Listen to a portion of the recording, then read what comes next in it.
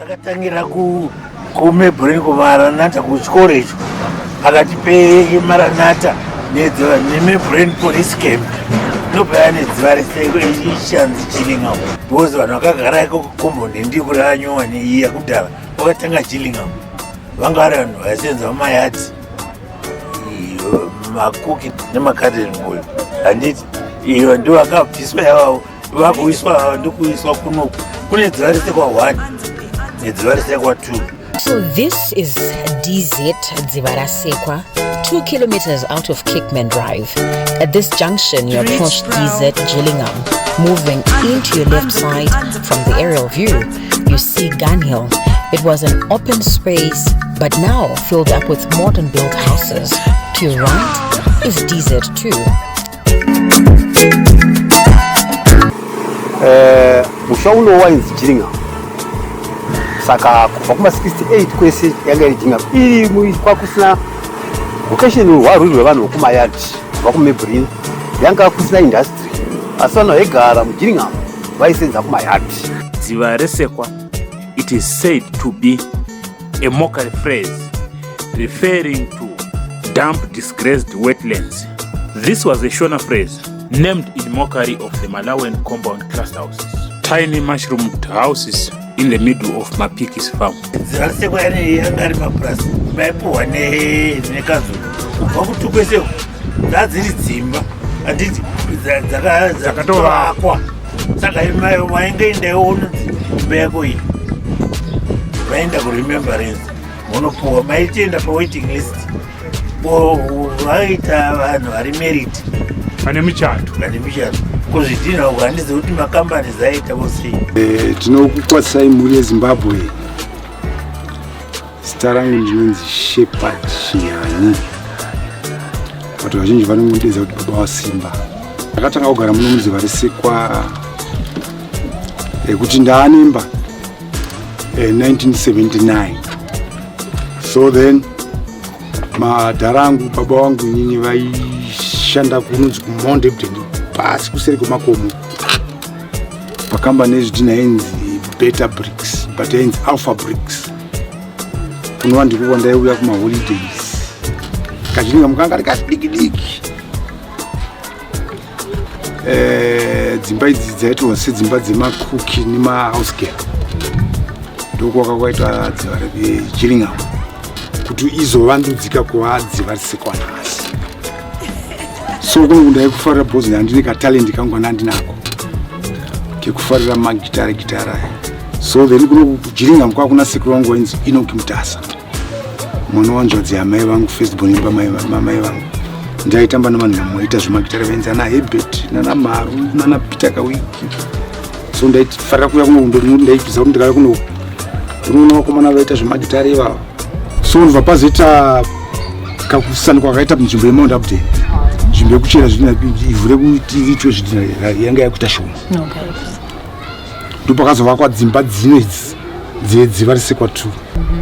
Ndobva azondowanisa imba ndaita imba ine ndine about 19 years. Ukuzvidhina yavo yako havana kuya kuGillingham vakauya vakaitwa annexed kuGillingham kanzo ine yanga ichinzi kwamapiki uku kune dziva resekwa 2 ndokwakapuwa vanhu vokuzvidhina kunana Willtel nokunana Beta Bricks ndokupuwa accommodation ikoko kudzimba dzakavakwa ma4 roomed houses. Saka vanhu ndokwakagara vanhu vokuzvidhina kudziva resekwa 2 kwete kukutanga. Zvakaita mativi maviri nokuti waiti wakanyoresa kuremembrance waigona kuforera imba uchitsvaga imba woona kuti taane nguva naye munhu zvakadini ndo paigona kuzobuda ipapo. Kozoti 2 yakazobuda yotaura yobudiswa nemakambani. Vamwe vangaisenza mumakambani ndo vanga vakunzi unodzimba woforera kambani yaplaya kukanzu yozoti tawana nhamba dzakati ndayakayabuda zvakati. Nguva idzodzo nzvimbo idzi dzakusikwa kusina vanorima dzadziri nzvimbo dzakangogara dzisina vanga vachizviita valinga dziva resekwa inei kwaitonyura kunzizi uku. Saka vanhu vaitofamba nomudondo. Saka vanhu vanga vari vashoma kuti titi vanhu vanga variko vakanga vachirima vashoma vakanga vari kuGillingham vanga vari vashoma kuti nzvimbo yange yakazita vanhu. Ukaenda kutuku ndokune migwagwa yakawanda ine mazita vanataka vana vese, asi kunoku hakuna izvozvo. Kunoku hakuna izvozvo. Tina na8, 9, 10 mazita emigwagwa, tina masiridzi emigwagwa rangu ini zita. Vanhu veplasi vekanzuro vakazonyanya kuzvipa futi ivo mazita achini meokuzarisa migwagwa mizhinji yakanga ichitumidzwa namabhunu nokuti makanzuro akanga aripo akanga ari varungu, saka vaipa mazita avanoda sezvavakanga vachingita mataundi. Vaipa mazita avanokukonzera kuti zita rinoitwa vobvunza imimi uyu mugwagwa unganzi chii, imi mashona ndimoti ungangonzi zvakati, vesa zita iro ramune maungana kuitana navo. Asi tokufamba kwenguva tokazenge zvaakuti taamunyika yedu taakuzvitonga tisi takatakuratidza kuti mugwagwa uyu ngaunzi takawira, mugwagwa uyu ngaunzi amazita edu achakatapwa. Nguva dzokutangira kwaiwo ground ndokwaiwo community kwokutoti kana vese kana vana bhanana vaiuya vaiveza vachidini vachiita zvese izvozvo vachionana navanhu ivavo nemuground ndonzvimbo dzainyanya kuitwa izvozvo. Kozouya mashopping center akanga aripo pasiri apo nazvino aripo, ndiwo iwo akanga vachiti kana vaenda unoenda mutenga ikoko, ndo mabhosi akanga ari mashoma ndo aingonga achinda. Saka kuzowanda kwazoita izvi nokuwanda kwevanhu nokubudirira kwavanhu nesivha rese njaya nevanhu ndo zvaita kuti manje iye zvino zvimba zvangobudirira zvese. Vatusvira vana spa kuno kudzvarise kwa4 asi akusina ground. Mashops ese aiwawo ari pa1 ndongauri muzinda wamashops kasvatsanga manyamanje ndokuzouya kudzvarise kwa2 uko kudhuze nekupolisi.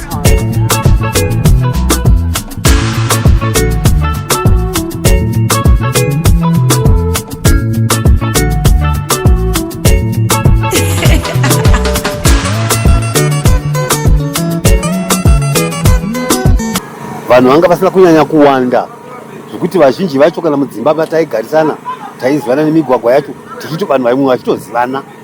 Zvino zvanhasi tototi ameno yaitwa 3/4 sepopulation. Inini example inini pamwe ndine vanhu 4-5 vandogara navo, mumwe nomwe ane mhuri yake une vana 4-5 vana vanenda hakusina hakusina hazvazviri ndo zvazvari. Simeti taiva nayo dzivasekwa yanga ine simeti yakatobho yakatozava pamberi pacho pane sekondari negraundi riripo raivotambira vanhu.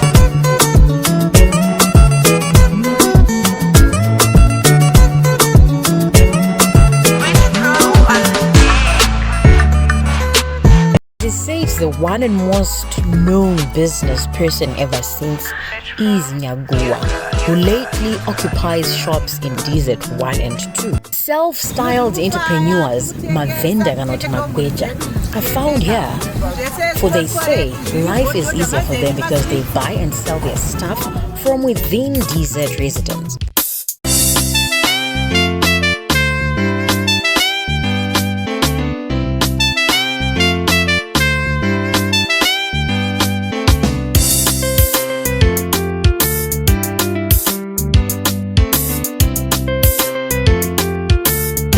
Zimbabwe's Sungura celebrated icon lives here, Somandla Mafia Ndebele. He briefly took us on a tour since he was born and bred here. In fact, Mana we Mugeto.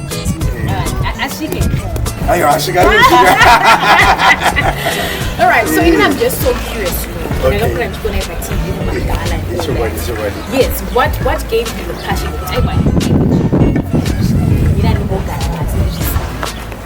Manzini akatanga kufara mazigari chaizvo zvokuti tikada kudzoka mashure first my first second song that was in 1987 ndachengeta mhuri ndane vazukuru patiri pano nenyaya yemagidhari yachirora mamwari achikuchengecha. So now that's a passion. It's a passion. It's a passion. Zviro ndakura nevanhu vanhu vandinoremekedza zviro. He narrates as he says, "You can take me out of the ghetto, but you cannot take the ghetto out of me. I was born here. I know my people. that I know my place.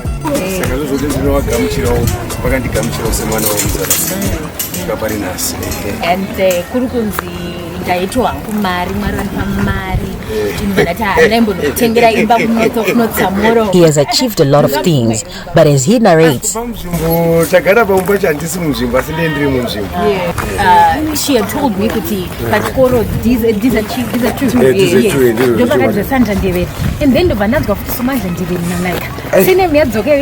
Sandra anabrakadzidza kunodzora. Oh, okay. Yes, Sandra mwana wangu inini. Mwana wamukoma kana chindiona anoti baba. Aisa anzadzi aiko. Anototi baba kwandiri. Mwana wamukoma Ai muri muchiti chaiyo. So akadzidza pa this too.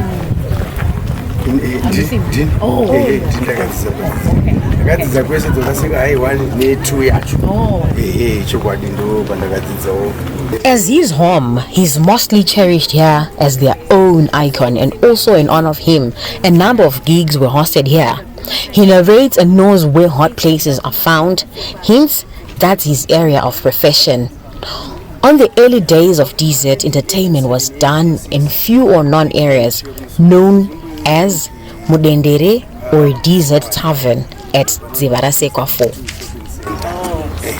Pangipane mukurumuna zvikuva bhendesi aiuya ipapo mazuva vina nachimbeti vaiuya apa ana John Chibodharisi vaiuya apa ndo yange iri nightclub 1 munoMudzivarasekwa pamawadzi kusvika kwazotowo mamwe ari kungofa zvino ariko kumusoro kunonzi Mudendere neni futi iri ku4 kwedu panonzi Pakadada saka ndo manightclubs mazhinji then nekuti Tavela Tavern yezi Power Council ndo ratakakura futi tichiridza mapita reko kumapinda akawanda aitoya ikoko yes ana aleko aiuya kuTravela Tavern tiita stadium yedu zvakare taisita mafunctions akawanda mapenda akawanda tiita mafunctions dzichiridza ipapo mumwe gala futi akamboitirwa apa vamwe gala yedu taingoita muno Dzivarasekwa disaster fundraising taionzoitira muDzivarasekwa stadium ine mapenda akawanda zvikuru saka ndo chimwe nzvimbo tataita ndiri mafunctions munoMudzivarasekwa dzine mukurumbira zvikuru kwazvo. So chimwe chinofadza ndechekuti pane murume anonzi Nicholas Zakaria takatanga kuzivana kuma 1971, 2, 3 achifamba nekamugabhendi kainzi Green Mangoes, something like that. So ndakaita advantage kuchiita maartist pana bhuzira ndaona imba ndiri mwana mudiki. Patime ino ndandiri pachura ndasina mudzimai muno ndatanga kuchengeta pana pandi John Chibadura. John Chibadura takasora kudhawendera kunzi kuwaiko ndakagara naye pana paJohn Chibadura, same blanket same plate sadza achizobiwo neSungura Boys because ndakafamba neSungura Boys 15. So ndadzoka kurufu ndasiya John ndopakasara Sungura Boys pandazotora Nicholas Zakaria ndibva muchengeta panapa. Shevadi Chinyani takazivana takasangana pane rimwe pura rinonzi Greenway. Saka ndakamboona achiridzawo gitari, airidza basiketi nechimwe chikwata chairidza nacho. Saka tasangana kudaro iye akatoziva kuti ndinoridza akambondinzwawo ndichiridza zvakare. Saka gare gare vakomana vakazondishevedza kubva kupuradzwa ndaigara neRubergona. Saka dzino mukomana uyo takamboona uye achiridza uye ngatimushevedze tigone kubatanidza naye gupu redu. Vandishevedza bva tasangana tiri muDzivarasekwa ichiri kunzi Gillingham. Nguva idzodzo magitare chaiwo ndo paanga achangotanga kupawo mari, so taionawo mari kuti akwanisa kurarama, asi taikwanisa kutengawo zvinhu zvepamusoro-soro. Zvandakaita ndashevedzwa kuenda kuDzivarasekwa ndakabva ndanguti vakomana nditsvagire pekudii kumbondimboroja kuti gone kunyatsobatanidza zvinhu zvedu. Pandawanawo rumu yangu nguva tanga tiri muDzivarasekwa takatora nguva yakareba kuti tinzwikwe kuti tiri kuridza magitari. Saka nekudaro gumba kwandakabva ndichiti ndakabwera kuDzivarasekwa pane zvandinoda kumbobatanidza ndiri. Saka vanga vakungondibvunza kuti konai basa riri kufamba here uyu, ndikati basa riri kutofamba ida kutosenza kumunicipality zvezvo magitari ndakatombomisa. Saka kana wava kumunicipality ndizvozvo mukanzuro kavo mune mari zvakatanga kufarafara singazoti aiwa. Pandaimboroja pakutanga ndakatadza kupa bhadharo ndikatsvaga kaplastic paper kandaingovhara kakona so keimwe imba ndichingopinda nawo manheru masikati andaiwanikwapo ndichinyara pandi pakushinga ndechekuti gitara racho ndakachiri kuona. Saka mukugona kudaro naitoziva kuti mnaramangwana zvine mari zawo. Mandaita hama yangu Celestino Dzao akawamba chikwata chinonzi Seaside Band. But shepherd basa rakutora chimahobwe iri rechigadhari iti uchikuda kuita zvemagitari ndikati ndikuda bosi panguva yacho vanhu magitari vainese zvanzi handine mwana wasaru rangu ari kushamba kunonzi Kwadra achitaura nyaya Alec Macheso ndikati noenda nomutora ndobva nomutora ndopakazi Alec ipapo akugara kumba kwemuchinda uyo munhu anga ane madzimai otu sezvandizi so mva pazongoitawo mise kuti Alec akanesa nevanobve ndopakauya akakuwara pa ndani mudzimai manje kati Alec no ini ndinenge kuti uye iwe auchagara uchiuya ugare papi muna pane mota yakamira iyi pane pickup yakamira pe pakanga pane muti wanga uri papapa muavhu ndakasarukari ndopandaidzidzisira Alec Macheso gitari ipapa pane matombo-tombo apo so then I think ndopazongobvawo mukurumbira bhozi handazobatsira vaimbi vakawanda Somala Soma igona kutoya panapa mvura yachina yautobira kuonesa magitari vachiita mapresenta kwake ndopakabhana kapfupi ndopakabhana farai mukaenda brothers wachina memba iringonya brothers asana mupenyu ndini bhanaga akamoto Jumbo Stars pakabva ana farai brothers ana bodo Tau haringa kuti 3/4 yemasuperstars emuZimbabwe vakabva mumaoko evamakatarisa chandinofarira muZimbabwe muno tisingatasaidu zvakanyanya zvekuti nzvimbo yasanduka yadii chandobuda vanhu muZimbabwe muno chekuti vanokudza vanhu vavo vanoita mabasa emaoko kana vane zvipo zvemabasa avanoita plus ndinofarira kuti vanhu vazvizvichemene kuti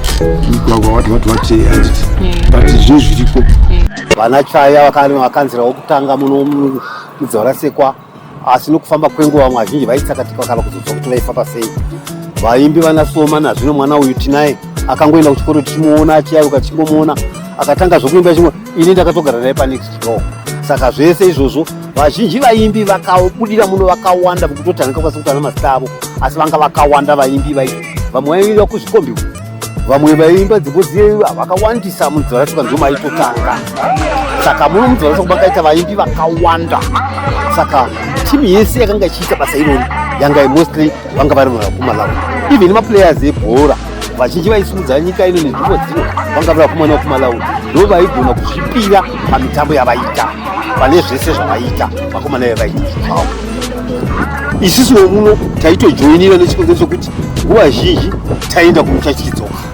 taenda kumusha ndo zvakaita kuti isusu maZezuru tishaye dzimba munana Mbale munana Mufakose munana Kambuzuma dzimba dzese dzakabatwa navakomana kuMalawi kuti ndo vakanga taiti kana mvura yonaya tobuda basa takuenda mutanga saka izvozvo zvakadzikisira nyika pasi takazototi as time goes on vochiona kuti tiri kurasa upenyu kuchengeta basa kwakanaka kuikuita imba mutaundi kwakanaka ndo zvakazoita kuti taifanika kugrow vaitonzi matebheredi emotionally kana zvakusangana netimu idzo dzakukwa ndo dzakazochinja kana munhu akati ndibude muno muDZ handibude muno muDZ ayo business yangu riri right izvo zviri correct no muDZ inonzi danger zone iDZ zveshuwa shuwa hakuna zvinhu vaimbi vese vanobva munomu wozorogara wakona chitumbisa sanenge wabva mudanger zone ende futi mune zvigure futi munomu hakuna chisimo zvese zvirimo munomu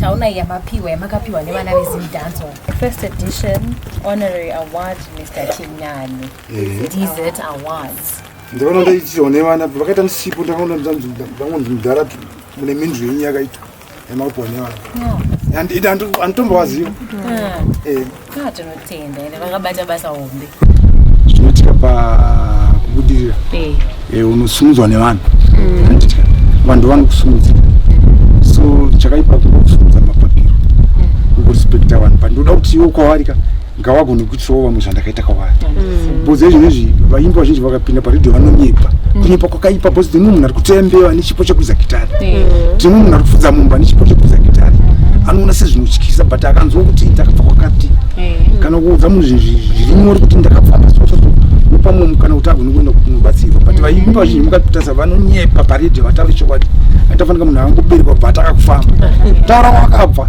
isakafudza mumbisi